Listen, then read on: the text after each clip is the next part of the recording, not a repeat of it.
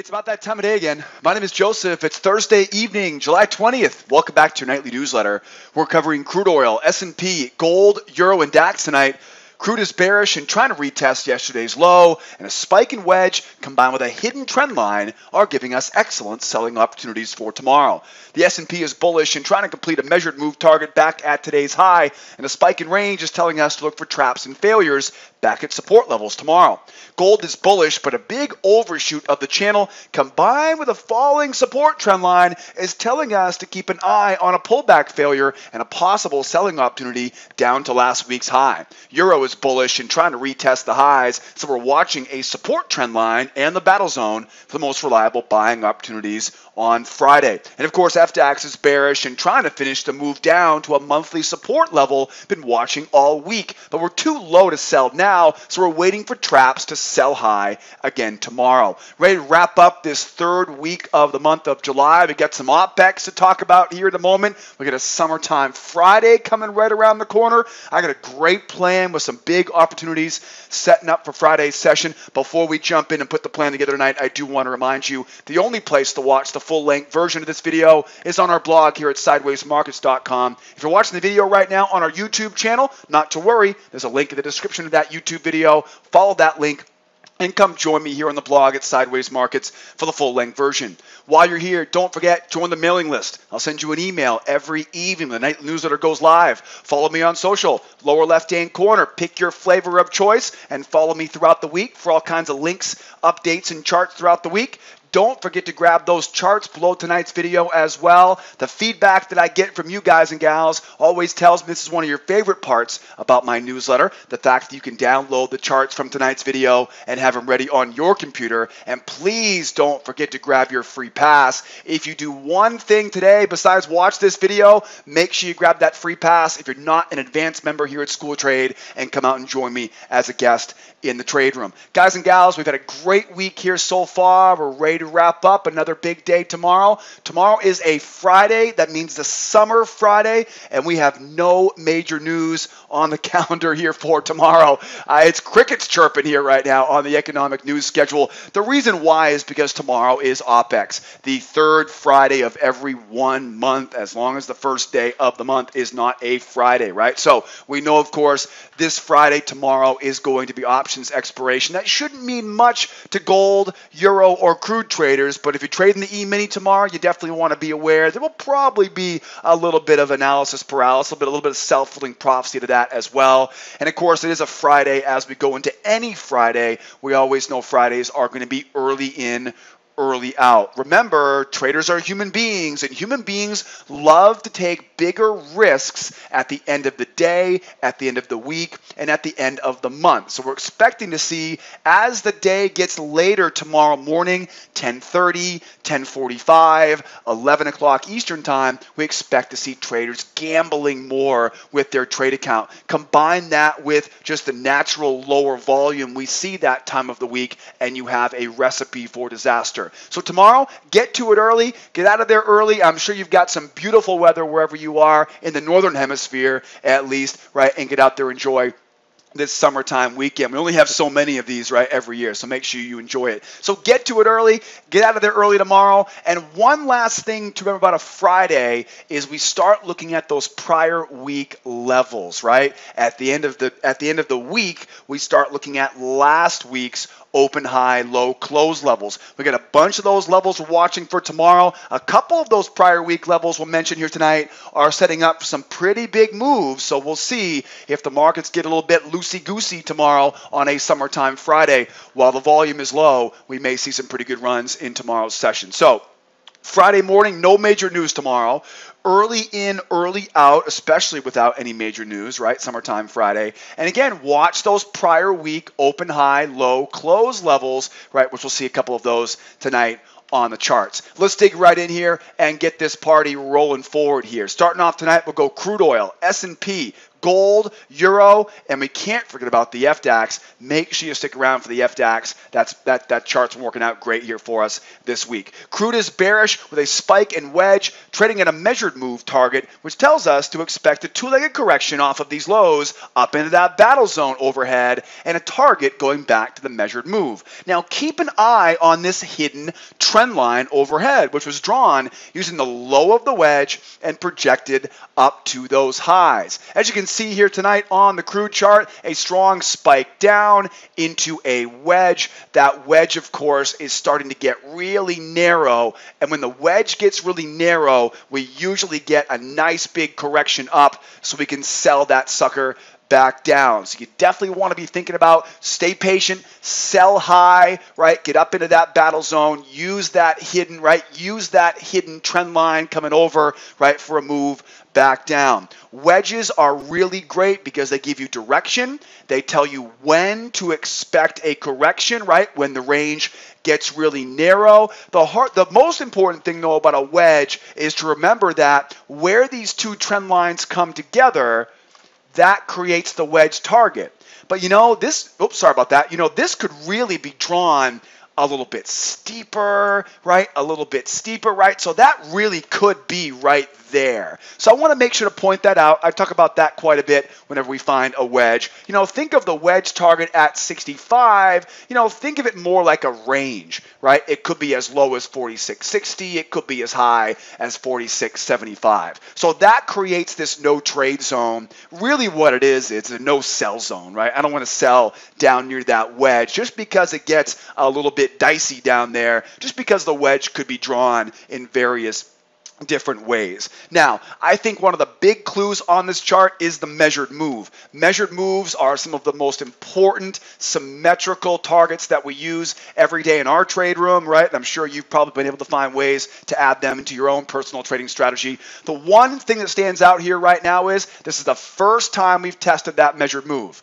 What happens is when we get to a measured move, we most often see a two-legged pullback, or in this case, a two-legged correction up to levels of resistance overhead, and then a move coming back down to kind of double test that measured move. And this is not just for measured moves. This is for pretty much any major market objective. Double ups, double downs, right? Measured moves, all, of course, being major market objectives. So really the goal is to get this market up, right, and then back down to retest that measured move. What it does from here, that obviously is still left to be determined. So we may see the market jump down and then back up, right, and back over, or may just simply make the pullback here in the short term and then make that move lower. So just watch as the price goes lower because it will definitely be an important area of support and we don't want to be selling. How might this work for tomorrow? Well, first of all, we may see a two-legged pullback here, right? Little trend line up overhead. We may see the market jump up and then fail, jump up and then fail, right? Back down. Heck, we may even see just a straight trap high and then into a failure, right? Back down. The bottom line, though, is if you take this wedge low and then paste that up around the highs, right? That gives you that hidden, right, that hidden trend line or that hidden channel. Combine that with our battle zone and you've got a recipe for success. Now that's the easy stuff. What if price goes lower first? That's going to be the hard part. If price goes lower before it corrects, now what you want to remember is that we need to get a relatively good kick higher so we don't have to sell into that measured move. See, that's always the big challenge. The challenge is if we slide through the measured move, then we correct, nobody's going to want to sell into that measured move. That's always a difficult scenario. I talk about this quite a bit in the trade room. It's a real specific scenario. The ideal situation is hit the measured move, two legs up, right, back down to retest. That takes care of it, right? But if it just keeps sliding through, then you've got to worry about what if we do correct higher? Do I really want to sell into that measured move? So make sure you try to get that correction. If it jumps down, Really try to get that correction nice and high. That way we can sell high without selling into that measured move. You know, the rule of thumb as always is if we go lower without correcting, we still wait for that correction. Just make sure you stay patient for it. Just because the market tries to grind lower here doesn't mean it's a bearish clue that now we should sell short, right? We should sell low. If the market pushes lower, we still have sellers waiting for that nice deep correction to sell back down. It just may take a little bit longer to get there tomorrow. So bunch of targets here, up and back down to the measured move. Measured move is a target, wedge is a target, and really the big target tomorrow is probably going to be that prior day low, that 46.32. If you recall, right, we're coming off of Wednesday's inventory move, and so a lot of times when news comes out on Wednesdays for crude oil, by the end of the week, we're right back, right, to where we came from. So that's definitely what I would expect to be the big target for tomorrow. But again, up and back down, or down and back up, right? If we do just run, you keep focused on traps. Right? Anytime we find ourselves in a position where the only option is to sell low, we don't want to chase after it, sell high. And how do we sell high? We sell high with traps, right? Traps, failures above the moving average, etc., etc. Watch this trend line coming down too. That may end up being our best friend here for tomorrow. So right now, bears have it. Don't sell low, sell high. The tricky part is going to be if we get kind of trapped down in this area here, up, right, back down we go. That may end up shooting higher early in tomorrow's session, and then by the end of tomorrow's session in the morning, we may find ourselves collapsing back down in. We've seen a lot of these multi-directional trending days over the past few weeks in the month of July, and there's no reason to think tomorrow may not be something similar. Don't forget, we're going to execute that strategy tomorrow in the trade room with all of our members. Come out and join me there, 8 o'clock Eastern time. About some S&P. S&P is bullish with a spike in range, telling us to look for buying opportunities with traps and failures below the range low and a target back to the highs. Most important thing for Friday is avoiding those highs, which has a multiple levels of resistance waiting to trap us on the wrong side tomorrow. And it will likely be prime for sellers trying to call tops for reversal back down to retest last week's high. Here's an example where if I go a little bit lower here, yep, there it is right there, the prior week high. If these buyers can't hold this up tomorrow, this is what I was talking about earlier. We got some pretty big opportunities here if this market gets a little bit loose, right, on the downside here tomorrow. Again, last bit of the week, right, we start watching those prior week highs and prior week lows. This is all coming off of, right, all coming off of that big run that we saw yesterday. So as we go higher here, as we go back to our chart here, we know that if the buyers can't hold this, we're definitely looking for that move back to today's low, but that thing really might get cooking down to that prior week high. So keep it in mind. Bottom line, that's all speculation right now. We have a strong move up, a pullback to retest the high, and we have rejection back at that high. Beautiful. I keep hitting that wrong button. Sorry about that, guys. We had a strong move up, right? Pulls back. Anytime we see a strong move higher, what do we expect? Two-legged pullback. Yep.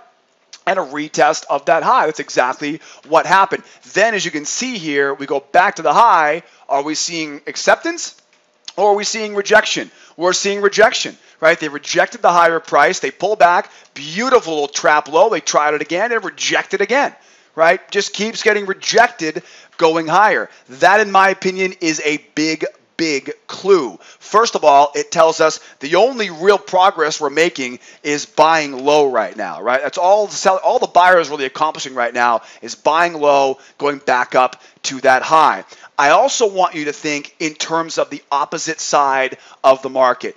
This is the mark of an experienced trader. I'm always thinking in terms of, what if I was a seller right now? How would I be looking at this chart through the lens of a bear? If I was a seller right now, I'd be seeing rejection once, I'd be seeing rejection twice, and I'd be thinking, you know what? I might be able to get lucky scaling into a move going up to this high again. Right? We may see this market kind of punch higher here and then struggle and roll back over here. here, right up around that measured move. So the moral of the story is, after seeing the buyers rejected here twice, it doesn't make this a bear market, so we're still looking to buy, but we definitely want to make sure we avoid buying high, buy nice and low, buy that deep dip. We get a nice gap to fill down there at that 2470 area. So I'd love to be buying right that deep dip. The hard part is going to be if the price jams higher here and starts getting trapped up around that high. We may see that trading range shift higher, and if that's the case, just keep